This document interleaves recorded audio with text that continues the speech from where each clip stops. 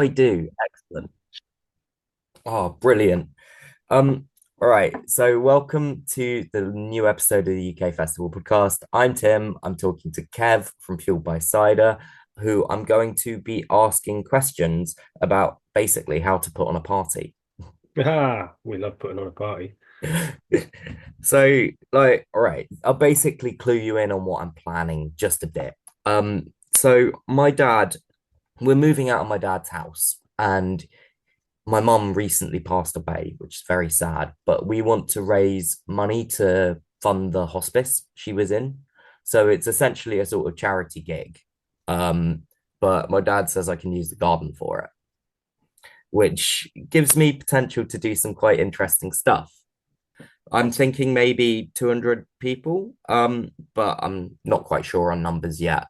But like I've got about 1.5 acres, so it's like, and it's nice. It's well suitable. There's a lot of space that could work quite well. But I want to know, is like 200 people a reasonable number to do for someone with limited experience, or should I look at going smaller or bigger? First off, Tim, I'm sorry to hear news. That is very sad. But what a nice thing to do to bring together things that you really love and do something positive. That's amazing. I think it's a really good way to start doing an event as well, isn't it? Because you've got a real focus for it and um, you'll have people behind you on it. I think 200 people is quite a good amount because I think it's achievable, especially with the amount of people you know and your contacts and stuff. And I'd also say probably if you reached 200 pretty easily, you could probably pretty easily extend it to 250 or 300, couldn't you? So Yeah. if you can make it work on 200, Hmm. make it worthwhile, then brilliant. And then you can raise more if you can extend it a little bit, can't you? Yeah, that was so the next thing I'm wondering about is where do I start? I guess I've got to pick a date. I've got like one in late March in mind, but that's risky if it's an outdoor event. But I don't really want to be going into competition with the big boys as such. Mhm. Yeah, it's the perennial problem is picking dates. Well, I've Yeah, got the advantage of being in East Anglia, which means less rain. that is a really good one. And the other thing to say is, I mean, really is up in the air now with weather. It used to be that you could kind of bet that if you had a June to August event, you'd have the best chance of being weatherproof. But that's not actually the case. Like we've had awful summers of rain and we've had some dryish, you know, out of summers. I think that's less of it, it's more of a gamble than it was. Hmm. The problem you got really in March is people camping. It's really cold. So unless it's a day thing or there's accommodation nearby, if people are tent campers, they're probably not going to come in March. If people have got vans, they might not mind as much. But Okay, so there are workarounds for that, but it mostly involves getting a load of blankets from a charity shop and giving them out. would you camp in March? I mean, I probably would have done when I was young, but I certainly wouldn't I think camp. I would, but I'm a bit of a nutcase. But I think I that's a big consideration is 200 people. I mean, depends how many people are local and can go home or anything like that. or But have vans. yeah, I'll have vans. But that's a big thing to think about because if you'll look, there's a reason why there's not many festivals in March, isn't there? Yeah, that's true. Not just the weather, it's how cold it gets. So the first Cursus festivals we did it used to be in early May, Hmm. and then we switched it to late May bank holiday. One of the reasons was it was cold at night. And again, although you can't guarantee it, the later you go in the summer, even if it's not particularly nice out, it's not freezing at night. But at the start of May, we had one that was everyone got sunburnt in the day and hypothermia at night because it was so cold. It was like a frosty morning and then it all burnt off. But overnight in a tent, you've just got no kind of protection. And I don't want to generalize, but a lot of younger people maybe go to festivals not quite as prepared Yeah, as yeah. us I, older heads. I mean, I'm not so worried about people being unprepared because I'm going to be inviting mostly from people I know who are Oh, mostly capable festival goers. Yeah. There is always a good chance some of my mates from the rest of the world find out, come along, and they're like, "Oh, I brought a tent and one blanket. Okay, I'm lending you three duvets." Yeah. Yeah, no, that's a really good point about the weather and specifically the temperature. I haven't even thought about that. Um, the next thing I was wondering about is, will I need a license for this sort of thing? Or do you think because it's my own land and it's like a private party with a good excuse for charity, I could get away without one? I've got neighbors broadly on side. That's a good question. I don't actually deal with the licenses at our events. Mike deals with that. I don't, if it's on your own land, I don't Hmm. know if that makes a difference. I would think it doesn't. I would think because you're going to be selling tickets, even though it's going to charity, that you would apply for a temporary event notice, Yeah. which covers you up to 500 people, and they rarely get turned down. You literally just fill in a form, it goes to the local council. They often don't even really look at it. Yeah. Um, It's normally and me a few hundred quid as well, isn't it? I think it's less than that. I think it's less than 100 quid unless things have changed. But Hmm. it's not a lot of money. And what it does, you then have got the okay once they've agreed it or not objected to it, you are covered and they can't really stop you having your event then. So if someone does come in late, some moany neighbour, you've got your bit of paper that says we're allowed to do this. Um, Hmm. Obviously, you'll have to keep within kind of reasonable sound and things like that. But at least you have permission to do the event. That's my concern. I really want to put bands on beyond 11, and I can probably get my neighbors on board with it, but I don't want just the licensing to say no, even though it's fine and such. Yeah. Um, in my experience, they don't say no. It's like it's almost like a weird it's like a weird loophole in this country where everything's over regimented and NIMBYs win everything. It's like the Tens license still seems to be this magic thing where we can put on great events. And it seems to be on our side as organisers and party goers rather than uh the moaners. That's Again, really the actual licensing side of things, I don't really deal with at our events. So when you get into the particulars of that and sound and insurance and stuff like that, I'm not an expert on that. Although obviously we have all those things, it's not me that does. yeah, no, I'm thinking I probably do want insurance. So if I because like I don't want, someone to burn down my dad's house and not be covered for it, that kind of thing. It's more That might be about in the it's party. more about like our buildings than the general public, to be honest. Like I'm worried about public liability a bit, but Yeah. yeah. Yeah, but you've got, if you're selling tickets to an event and people are coming in and you're going to have structures and things, stages and tents, then you will need public liability, won't you? Because things Yeah. can go And wrong. It's unlikely to go wrong, but you've got to be covered. and it's not that expensive compared to what I can get in on tickets potentially. Yeah, exactly. And it's like everything with the event, you factor all this in at the start and factor everything in so that, you know, later on you can start taking things away from it, I guess, things that maybe you don't need, but things that you've got to have all those things in the costumes that you definitely do need. The costings tend to go up rather than down unless you put everything in at the Right. start. Be realistic about it. Okay. Like I should probably leave a bit of the budget completely unallocated for a while then. Probably that's a good way of looking at it. Yeah, yeah, for stuff that you just haven't foreseen.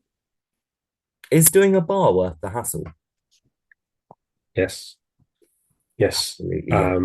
There's different ways of doing it, so you can sub it out and then take a percentage of someone. That's a nice, easy way because you get some income, um, but you don't have to go through all the hassle of doing it.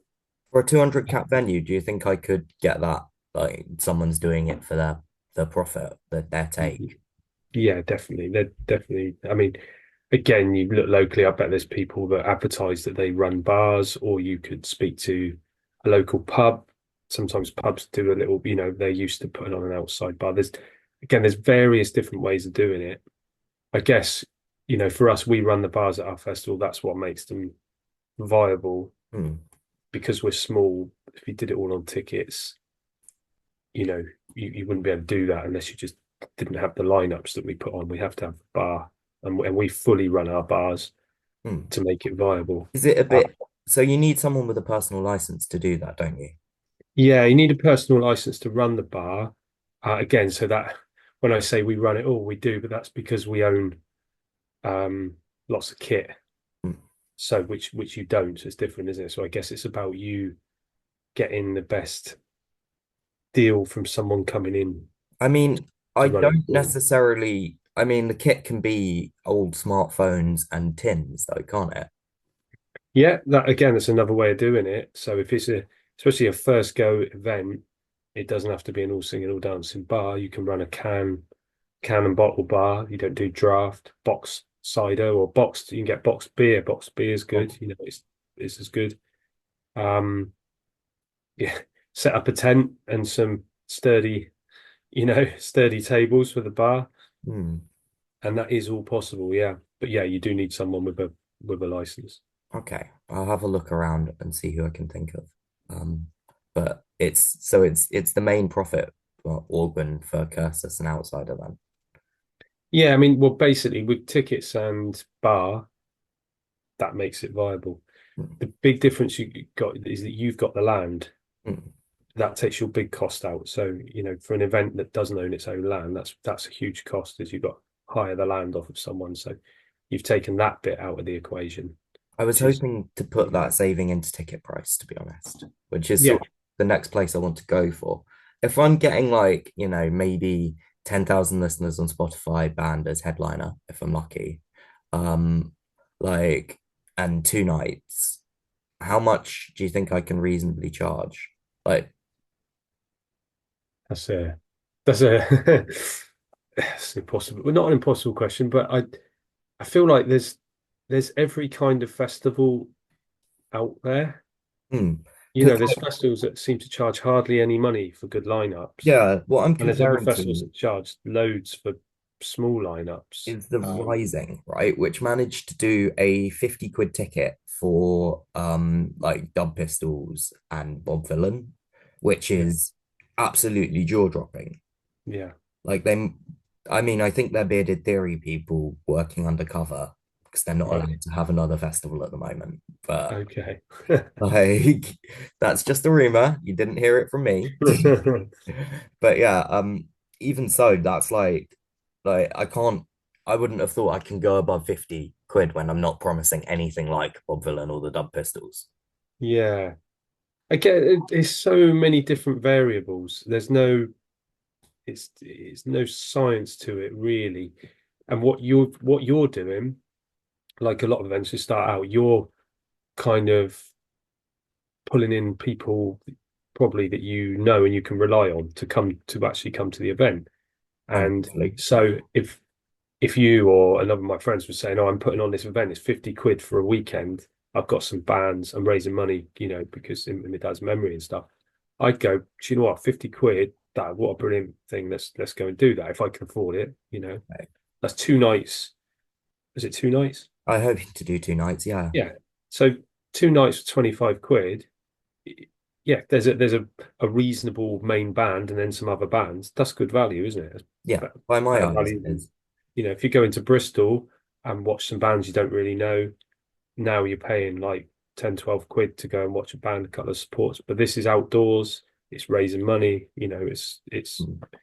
that's 50 quid is good value, whatever you're putting on, I think, really, isn't it? Okay. And I would think most people you're aiming at to start with is people who know you and know what it's about. Hmm. That Also, sounds beyond that, a lot of anyone who doesn't want to pay 50 quid or can't afford it, quite frankly, I need crew. yeah, exactly that. Exactly that. Yeah. It's the nice way for people to come and get involved. Yeah. No, actually, that brings me on to something else I wanted to ask. what roles do I need to fill with crew? I'm thinking I might hire a couple of security people in just so I don't have to worry about that. But like beyond that, what can I do with volunteers? Yeah, I suppose it depends what you're doing, how many things what things you're putting up. It depends on your site layout. Well, I'll need So, like gates and sound at the very least, and a yes, cleanup crew. and cleanup crew. Yeah, I mean, you need a good core of people to help you, really, a good core that are with you on the key things. And like I always think my front entrance, production, whatever you call it, box office, Hmm. getting people in, sorting out the tickets, making sure that they've got them and they're the right people and they're coming through and you get them through quickly and safely. That's where you need people that are really, really organized, really reliable, aren't going to turn up drunk. Mm. Because you need to get everyone in. Yeah. Um, so that's really important. And then I guess, I mean, every site's different. The bigger your site, the more access points, the more area there is, just the more people you need to be. We can lock the site down pretty well, to be honest. Like, I mean, it's, only fences, but for a 200 person event, I'm not so worried about people climbing over the fences. If someone really wants to sneak in, fuck it. I love the fact you've just advertised that on a podcast. Do you want to give the address? No, no address. No, I know what you're saying, and I think it will be low key. And again, you're advertising it through people you know a Mm, lot, so you probably won't have a problem with that. Um, you just got to make sure you've got enough people there to help you out and to keep it safe and clean, mm, because um, there may well be instances, there may be well be a problem somewhere. So mm. you need to have enough people in high vis to do it. And again, I haven't done a tens for ages, and what they expect to go along with it. You might have to put in a risk assessment and stuff. So probably in that you'd have to say, I've got two SIA security. Um, and I think that's defined security wise. It's defined by how many people are on site is how many security you need. I think it's So, so many per however many hundred people. I think. okay, so it's not people awake, it's on site. Not, yeah. Yeah, you need to check it. I'm not going to say. I would have done a bit more research if I'd known. But all these things, a lot of these things are kind of set out, Mhm. by law. So exit points, like your capacity of a marquee is also dependent on how many exits. You have a massive marquee, but if you've only got one entrance Mm.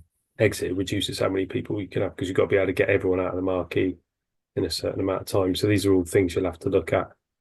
But again, on 200 people, everything's going to be Quite easy. much easier. Yeah, the bigger you go, the more complicated it gets. But Okay. How about food? Is it worth food? Like, should I just get someone in a vendor, or do you think I could get two in with 200, or should I just do my own barbecue? um, again, people doing food will need to have all the food, like hygiene certificates. They'll need public liability, um, Won't gas. most chefs have that? So if someone works in the kitchen. Yeah, so if someone, well, you'd need to check, but yeah, but then the kit that they have needs to all be checked. So if they're using electric stuff, it's got to be pack tested. Gas, it's got to be gas tested. And I have been at an event, wasn't one of ours, but I was at an event where um there was like some local, classic thing. Oh, let's get the local village in to do some food and make some money for the village hall, whatever it was, using old equipment, and they had a gas explosion. Luckily, no one really got hurt, but someone really could have done. And that's when you realize that it's not just, you know, red tape. You Mm. do need to make sure that people are bringing kit that's been cleaned and tested and is up to scratch. Would that apply And to people charcoal kit? serving the food. What's that? Would that apply to charcoal based kit? I don't. I've no idea. I've no idea. But again, it's part of the risk assessment, and the people providing the food need to show that they've completed food certificates, so you're not, barbecue food can be the worst, can't it? For Yeah. undercooking and then poisoning everyone, and all these things. I forget that not everyone has my natural South African ability to just make barbecue food sing. There you go. I don't know whether there's a, there's a way in on that. I know it. But I think I don't know. I'm coming at it now, obviously, from someone who does this all the time, so I can only see it now through the eyes of doing everything properly in inverted commas, because that's what we have to do. But I dare say there's a lot of events out there, kind of village level events or private parties, which yours is kind of Hmm. between a private party and a public event, isn't it? It's where the line is, where people are just sorting out their own, but they just got a load of cans in a tent. No one's checking, no one minds. It's like you put on a wedding in your back garden, you're not worrying about those things, are you? Yeah, and I People. mean, this is basically a memorial, so Mhm. like it's pretty much under the wedding cover. Yeah. And Like, then I think again, and I don't, I'm just sort of throwing this out there. That's when I guess there's kind of grey areas with small events about some of these things, about, oh, I don't know, can't quite it's put it about to. the bar and the food, really, because that's what you need, and the live music, I suppose. But they're the things you need the license for. Um, Yeah, I guess what I'm saying is if you just invite a load of people around your house, if I, I, th I think maybe it comes down to ticket price. yeah, Like once you start telling tickets, you're into a different thing. but I'm not doing tickets. I'm doing donations. If someone turned up and didn't Mm. ask for didn't pay the donation, I've got a bunch of signs which say I didn't donate to put around their neck.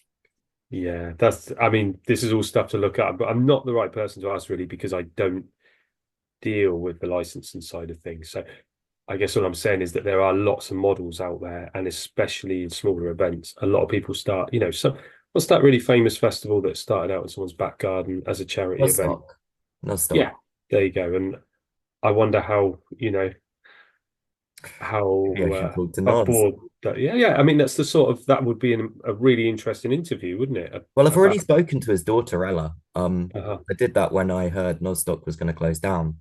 yeah, Yeah, she was really interesting. Um, yeah, it's cool to hear from a slightly bigger event from that point of view, but it still keeps the because I think they're the biggest festival that's still like like your festivals, like a nice friends putting it on sort of thing. yeah, Whereas like once you get bigger, like Secret Garden Party, it's just a like big enterprise. Like even yeah, this year is huge.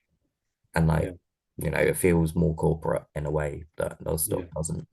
yeah, Not saying SGP is corporate, just they're organized. yeah, yeah. Yeah, it's a kind of natural progression, really, isn't it?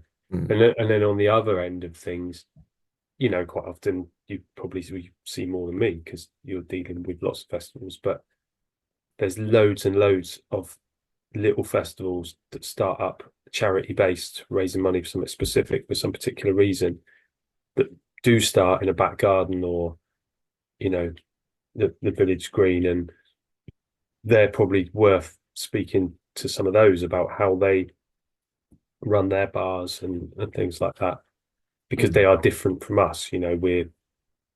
We're a very organized, above board, but small and community minded thing. But yeah, we're not just some people that come together once a year and put something on in a back garden. That would be worth speaking to because they'd probably be able to tell you some tips for saving money and not getting too bogged down in some of the stuff that we have to. If that makes I, sense.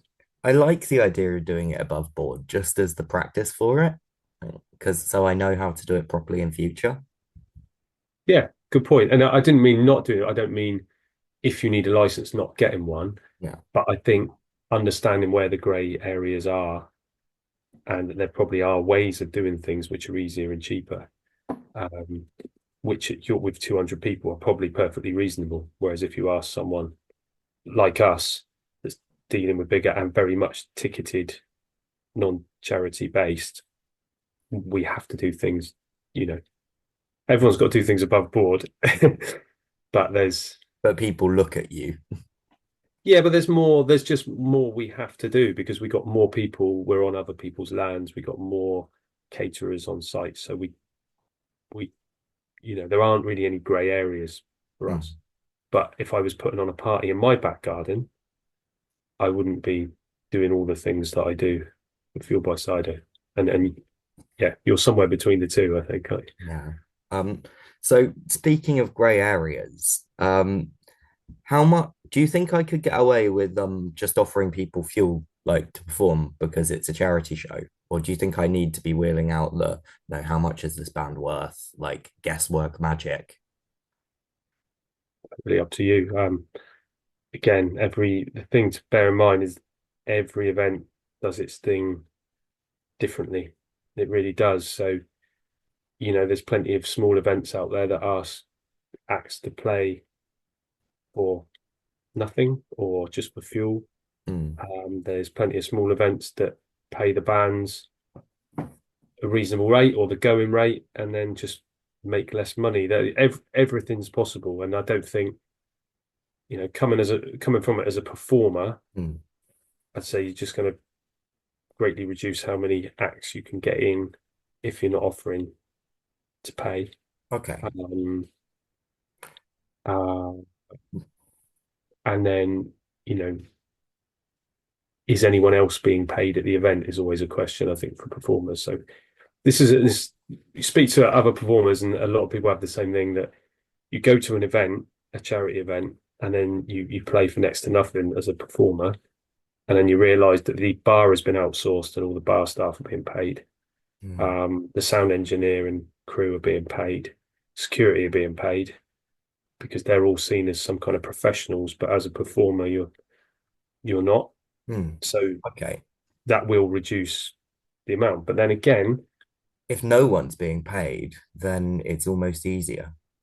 that's it's an easier to ask because it's people might still turn you down because they'll say, yeah, sorry mate, I'm in a band, it's my job.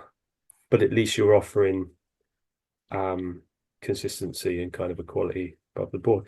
And it depends who you ask as well, doesn't it? So if someone I know really well, if a friend of mine says, can Skimmy Hitchers play at this event? It's really meaningful to me. It's my dad, and that's a totally different ask than when you get asked by a sort of charitable event, which a really good cause, whatever, just gets in touch and says, "Hi, can your band come and play?" And you don't have a connection there with them. That's when you're more likely to say, "Look, really sorry, but this is my job. I can't play for free." But you know, Okay. if you were an electrician and your mate asked you to come around and do a job, you'd probably do it for a favour, wouldn't you? Well, I mean, Or it less. depends how big But a job, doesn't it? yeah, it does. But you wouldn't do it for someone you didn't know called you up and said to come and do it. So it's similar. I It's mean, all about I do photos and writing as favors all the time. So yeah. yeah. So again, but that's the bottom line is that every event is different and it depends what who you can attract to come and do it and how well people know you. And there just isn't one set way of doing it or not. But I think it's good to just always keep fairness somewhere in the back of your mind and constantly keep checking, am I asking too much of people or is this reasonable? And you know, you seem like a very fair person, Tim, and you spend your life going to a lot of different events, many of which are really good event, like based in really genuine things like yours. So, Mm. and I think people like those kind of events, if they know that everything's coming from the right place, people will support them. Okay. Thanks for that. It was really interesting to hear that I should probably be careful about paying some people, not others. That was something I hadn't thought of, but that's really, really insightful. Thanks, Kev. But even that is an interesting thing because um, then not so much of a small event, but the bigger the event goes. I've had this conversation about Glastonbury's the best one, talking about who gets paid and who doesn't. And bands say, well, this is my job, so I should get paid. And say, yeah, absolutely right. But then you get site crew there will say, well, I'm not getting paid to like build this bar. I'm only getting a ticket, but I'm a professional carpenter, so I should be getting paid. And it's like, well, yeah, you probably should. It can kind of get complicated on whose skill that you starts being whose skills are more valuable, Um, yeah. No, that's really interesting. I would have thought the people I'd need to pay though are the people who have to stay sober, because you can do a skimmities gig about 6 pints in, no problem. That's a good way of looking at it. That means though that you're telling your volunteer stewards that they can get completely smashed when they're on the front gate unless you're going to pay them. So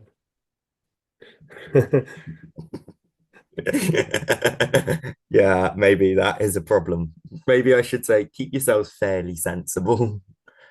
But if I do shorts, but also stewards, anyone can be, well, no, not anyone can be a steward. That's a mistake. That's a mistake that I can make quite badly. definitely well spotted early on. Um, that actually, your stewarding crew is so important, and I think it's easy to overlook that. But things can kind of unravel pretty quickly if you've got people that have said they'll do something that aren't. You definitely can't have people in a high vis that are off their head because if something does go wrong, People go to them to help and they can't. yeah, it could go really wrong. And yeah, again, but it's a simple thing, really. It's just a sort of getting your head around that and thinking you just have to say to people if you're doing a shift, this is what I expect of you on that shift in terms of what your responsibilities are and the state you're in and stuff. They need to know that from the start. But I think most people stewarding, are not expected. I don't know many places that pay their stewards. Stewarding is generally done for a ticket. And I've actually heard of festivals charging their stewards. wow, really, Yeah, that's it's more and more a thing. I don't like, there's a smaller one that started doing it recently. I just don't think they're going to get any stewards. no, I can't really Uh, imagine that. so before we run out of time, can you? So there's something I've been thinking about, like essentially the festival critical path. What needs to be done first? And are there any like sneaky dependencies that I wouldn't necessarily think of? Cool, blimey, that's a big question. If I'd have known about this in advance, I'd probably had a good answer for you. That I don't know.